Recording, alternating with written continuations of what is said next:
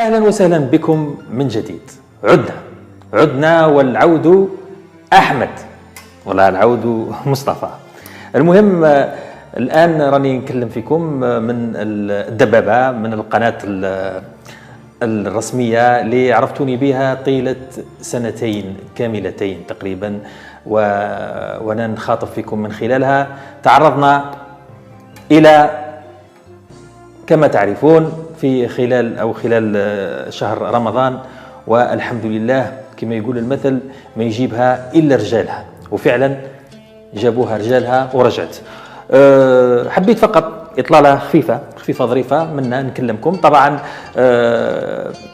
أغلبكم راه موجود على القناة الاحتياطية، أبقوا في القناة الاحتياطية. القناة الرسمية هذه إن شاء الله بعد أسابيع نعاودوا نستأنفوا النشاط فيها بروح جديدة وبنفس جديد وبكونسبت أيضا جديد نستخدموه في جلد بوسبير وأبناء بوسبير. طبعا الفيديوهات الجديدة راح تلقاوها كلها في القناة الثانية اللي تلقاو الرابط نتاعها في صندوق الوصف.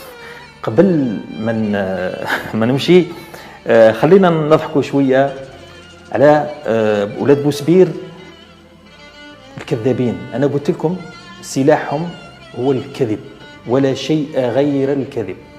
أنا سبق لي وقلت لكم في تويتر وفي الفيسبوك وفي تيك توك، قلت لكم باللي القناة الرسمية عادت الحمد لله واسترجعتها، مانيش ناشط منها وراني أخفيتها فقط لظروف تقنية ولإعداد أشياء جديدة، خاصة أننا أطلقنا قناة ثانية. وقلت أنه راسلتني إدارة اليوتيوب واعتذرت، ولكن أبناء بوسبير أغبياء، وأنا قلت لكم أغبياء وكذابين.